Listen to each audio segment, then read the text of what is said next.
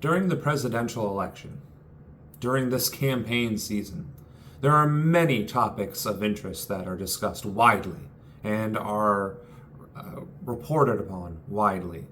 One of the ones that should be reported upon or discussed significantly more is Indigenous people's rights. And it breaks my heart that we don't talk about it, and it's not even considered a national issue. See, the issue is simply this. For centuries, we have been committing genocide against Indigenous peoples in our own country. Sure, there are Native American territories, and most of the higher population, higher representative of those nations have casinos that can facilitate some amount of income, but for the most part, the poverty that is experienced within those tribal lands is the worst in America. And what's more is the indigenous crisis of having their women taken, stolen, murdered, what have you, is also the worst out of any other demographic within our nation. So I propose the following. Not only should we improve our support and resource transition and transfer to indigenous tribes, I propose official statehood. For the simple fact that they actually meet the bare minimum requirements to become a state. 50,000 population and, well, the willingness to do so, perhaps, might be the only thing that's missing.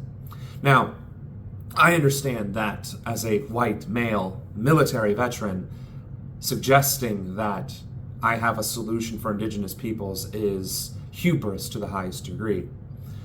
But my belief that the official codification of a state, rather than, I suppose, relying on the sovereign status of the indigenous nation, would have a greater impact of not only the stability, but the livelihood of indigenous peoples in our nation. And I think in that way, they can have a direct impact in our nation's politics, a direct impact in the direction that we take, and a direct impact on their own tribal affairs, without going through the hoops of needing to prove and validate their existence to the federal government, who does not care.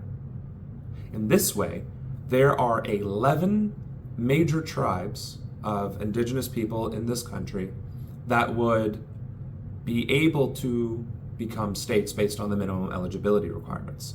What this would generate, or rather guarantee, is 11 governors, 22 senators, and a minimum of 11 Congress people, which, never mind a standing guard or a standing reserves, never mind having genuine rights of transport, of commerce control, of their being able to write their own constitution within their lands, within their state boundaries.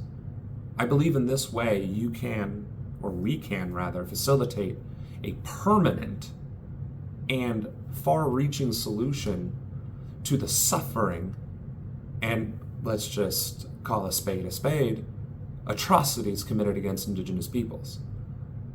It won't be that they have to rely on other people to speak on their behalf or to sit on these congressional hearings without having a true voice.